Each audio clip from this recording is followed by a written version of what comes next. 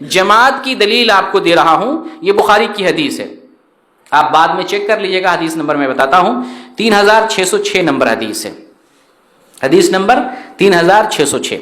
حذیفہ بن یمان رضی اللہ تعالیٰ عنہ بیان کرتے ہیں، دیگر صحابہ کرام رسول اللہ صلی اللہ علیہ وسلم سے خیر کے بارے میں سوال کرتے اور میں شر کے بارے میں، برائی کے بارے میں پوچھا کرتا تھا، اس ڈر سے پوچھا کرتا تھا کہیں میں برائی میں ملوث نہ ہو جاؤں، برائی میں گرفتار نہ ہو جاؤں، اس لیے میں شر کے بارے میں عام طور سے رسول اللہ صلی اللہ علیہ وسلم سے پوچھا کرتا تھا۔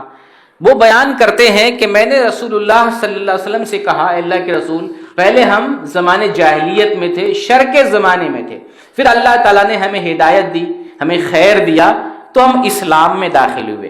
اے اللہ کے رسول، یہ جو ابھی خیر کا زمانہ ہے، جس زمانے میں ہم جی رہے ہیں، کیا اس کے بعد شر کا بھی زمانہ آئے گا؟ دیکھیں کیسے ڈر لگا ہوا ہے، ان کو زمانے کی پرواہ ہے اور ہم لوگ دین کے بارے میں کوئی پرواہ نہیں کر رہے ہیں، اپنے بعد آنے والا زمانہ ہے ان کی فکر کر رہے ہیں کہ ایسا نہ رسول اللہ چلے جائیں یا خیر کے بعد شر کا زمانہ آ جائے اور ہم شر میں واقع ہو جائیں۔ ہم ذرہ برابر بھی دین کے بارے میں پرواہ نہیں کرتے، بالکل کیئرلیس ہیں، ہم سوچتے ہی نہیں، پیدا ہو گئے سوچتے جو جہاں پر ہے لگے رہو، ٹھیک ہے لگے رہو، یہ لگے رہنا دین نہیں ہے۔ دین کے بارے میں آپ کو جو ہے سمجھنا پڑے گا اور ہوش مند ہونا پڑے گا، عقل و شعور کو کام میں لگانا پڑے گا۔ تو آپ صلی اللہ علیہ وسلم فرماتے ہاں یہ جو خیر کا زمانہ ابھی ہے، اس کے بعد شر کا زمانہ آئے گا۔ پھر پوچھتے ہیں اللہ کے رسول، شر کے زمانے کے بعد پھر خیر کا زمانہ آئے گا کیا؟ کتنی فکر لگی ہوئی ہے حذیفہ بن یمان رضی اللہ تعالیٰ عنہ۔ آپ صلی اللہ علیہ وسلم فرماتے ہیں ہاں شر کے بعد پھر خیر کا بھی زمانہ آئے گا، لیکن اس خیر پر دھواں ہوگا، اس خیر پر کیا ہوگا؟ دھواں ہوگا۔ تو حذیفہ پوچھتے ہیں اللہ کے رسول یہ دھواں کیا ہے؟ خیر کا زمانہ ہے اور دھواں بھی ہے۔ آپ فرماتے ہیں ایسے لوگ پیدا ہوں گے جو میری سنت اور میرے طریقے کو چھوڑ کر دوسروں کا طریقہ اختیار کریں گے۔ ایسے لوگ پیدا ہوں گے جو میری سنت اور میرے طریقے کو چھوڑ کر دوسرے طریقے کو اختیار کریں گے، ان میں اچھی بات بھی ہوگی، خیر بھی ہوگا اور بری بات بھی ہوگی۔ خیر کا زمانہ ہوگا لیکن دھواں ہوگا۔ پھر پوچھتے کیا اس کے بعد بھی شر کا زمانہ آئے گا؟ تو آپ فرماتے ہاں اس کے بعد پھر شر کا زمانہ آئے گا، اور شر کا زمانہ ایسا، آپ فرماتے ہیں دعات علی ابواب جہنم، اللہ اکبر، دعات علی ابواب جہنم۔ اللہ کے رسول نے فرمایا وہ دعات ہوں گے، مبلغین ہوں گے، ایسے لوگ ہوں گے، ایسے داعی ہوں گے جو جہنم کی طرف بلائیں گے، نعوذ باللہ من ذالک۔ یعنی وہ داعی تو ہوں گے، عالم ہوں گے، مبلغ ہوں گے، داعی ہوں گے، لیکن دعات علی ابواب جہنم، جہنم کی طرف بلانے والے داعی ہوں گے، لوگ ہوں گے۔ ایسا شر کا زمانہ آئے گا، اور آپ فرماتے ہیں کہ جو ایسے لوگوں کی باتوں کو قبول کرے گا، ایسے لوگ جہنم میں داخل کر دیے جائیں گے، جہنم میں دھکیل دیے جائیں گے۔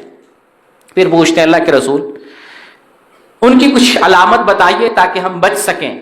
آپ نے فرمایا وہ ہماری قوم سے ہوں گے، وہ دعات علی ابواب جہنم، جہنم کی طرف بلانے والے ہماری ہی قوم سے ہوں گے، ہماری زبان بولیں گے۔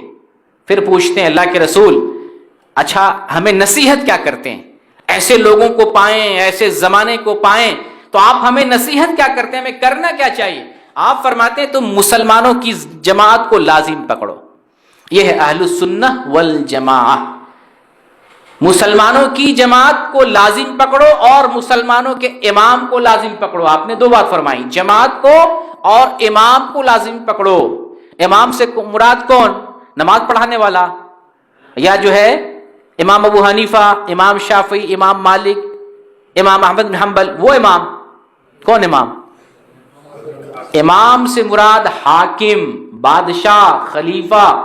لوگوں کو پتہ نہیں ہوتا تو دن دیکھو ہمارے یہاں حدیث میں آیا ہمارے امام کو مانو، یہ بھائی وہ امام نہیں مراد امام حنیفہ، امام مالک، یہاں امام سے مراد خلیفہ ہے، خلیفہ۔ اللہ کے عرش کے سائے میں 7 قسم کے لوگ جگہ پائیں گے، ان میں پہلا نمبر کس کا ہے؟ امام عادل۔ وہ کون سے امام ہیں؟ امام حنیفہ ہیں، امام مالک ہیں، امام شافعی ہیں۔ کیا مراد ہے وہاں؟ عادل حکمراں، وہی امام ہے۔ امام سے مراد امام سے مراد حاکم، خلیفہ، حکمراں. تو تم مسلمانوں کی جماعت کو لازم پکڑو اور مسلمان کے امام کو. اس لیے امام سے دھوکہ نہیں کھائیے گا، امام سمجھیے گا حاکم اور خلیفہ کو. صحابی پوچھتے ہیں حذیفہ بن یمان، اے اللہ کے رسول، اگر اس ٹائم کوئی جماعت نہ ہو مسلمانوں کی، کوئی حاکم نہ ہو مسلمانوں کا، تب ہم کیا کریں گے؟ تو آپ فرماتے ہیں ان تمام فرقوں سے الگ ہو جا. یعنی جتنے بھی فرقے مسلمانوں میں پیدا ہوئے رہیں گے، آپ فرماتے ان تمام لوگوں سے الگ ہو جائے. حدیث کے الفاظ دیں گے، فَاعْتَزِلْ تِلْكَ الْفِرَقْ كُلَّهَا، تمام فرقوں سے الگ ہو جاؤ. تمام فرقوں سے، کسی فرقے اور پارٹی میں نہ رہو، الگ ہو جاؤ. اگر تمہیں اپنی بقا کے لیے، اپنے زندہ رہنے کے لیے درخت کی جڑ چبانی پڑے تو اس جڑ کو چبا لینا، لیکن ان فرقوں سے الگ ہو جانا یہاں تک کہ تمہاری موت آ جائے. یہ ہے لزوم جماعت. جب جماعت موجود ہو مسلمانوں کی، اور مسلمانوں کی جماعت سے مراد آپ کو میں پہلے بتا چکا ہوں وہ کون سی جماعت؟ صحابہ کی جماعت، اور صحابہ کے منہج پر، طریقے پر، راستے پر چلنے والے لوگ. یہ جماعت موجود ہو، اس جماعت کو لازم پکڑ لینا. وہ جماعت نہ ہو، کوئی آدمی نہ ہو تو اکیلے رہ جانا، درخت کی چھال، درخت کی جڑ چبا لینا، موت تک اسی راستے پر رہنا، لیکن ان فرقوں میں سے نہ ہو جانا جو اسلام کے نام پر مختلف فرقے بنا لیے. تو یہاں بھی بتایا گیا کہ فرقے بنانا، اختلاف کرنا، اسلام اس کو روا نہیں دیتا. اسلام حکم دیتا ان فرقوں سے الگ ہو جاؤ، اس اختلاف سے الگ ہو جاؤ، آ جاؤ میری سنت کی طرف اور صحابہ کے راستے کی طرف.